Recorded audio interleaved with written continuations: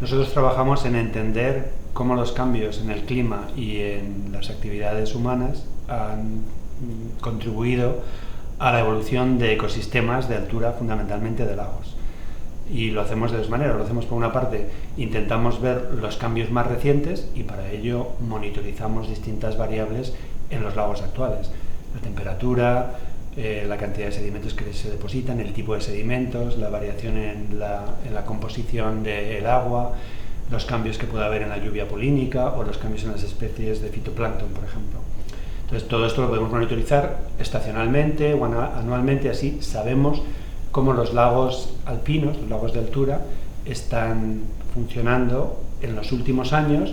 y cómo se están adaptando o cómo están respondiendo a temperaturas más elevadas o a mayor impacto humano en el entorno debido al turismo. Pero esto puede no ser suficiente para entender realmente cómo reaccionan estos ecosistemas a los impactos a mayor escala temporal. Y para ello necesitamos tener otro tipo de registros que no son los registros que obtenemos con la monitorización. Y de ahí que acudamos a la toma de sondeos. Estos sondeos son los que nos permiten reconstruir la historia de estos ecosistemas desde su origen. En el caso de los lagos del Pirineo, la mayoría de ellos se han formado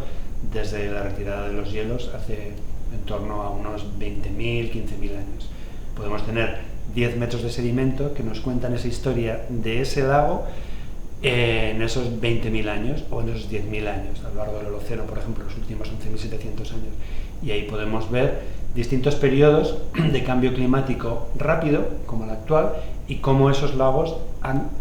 respondido a esos periodos de cambio climático rápido. O podemos ver también otros periodos que sabemos que ha sido de un elevado impacto de actividades humanas en la montaña del Pirineo, por ejemplo, la época medieval o el final del siglo XIX y comienzo del siglo XX, y cómo ese elevado impacto humano ha tenido una impronta en los sedimentos de esos lagos, a pesar de que los consideremos lagos prístinos que están a elevada altura. Es decir, que nuestro trabajo lo que intenta es integrar estas dos escalas temporales, la escala de monitorización de qué es lo que está pasando ahora mismo durante este periodo de calentamiento global y de gran impacto de las actividades humanas, y qué es lo que ha pasado en estos sistemas a lo largo de toda su historia. ¿Y esto qué nos permite? Nos permite un poco comparar el impacto actual de esta época única que estamos viviendo con otros en el pasado, en el que ha habido también una intensa actividad antrópica, por ejemplo la minería romana o la minería medieval o la ganadería, y otros periodos en el pasado en el que ha habido también cambios climáticos muy rápidos, como durante la época medieval, por ejemplo, con un calentamiento, o durante la época contemporánea, en el siglo XV hasta el XIX, de la pequeña edad del hielo. El tipo de análisis que hacemos es muy variado, igual que medimos temperaturas en los lagos y medimos tipo de sedimentos y composición del fitoplancton. Eso mismo intentamos hacer en los sondeos. Intentamos encontrar algún indicador que nos permita reconstruir la temperatura,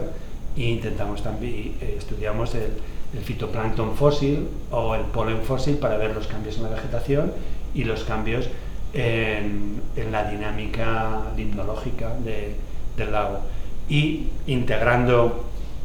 con los datos de geoquímica, pues podemos entender también qué es lo que está pasando qué es lo que ha pasado en la cuenca, no solamente en el lago.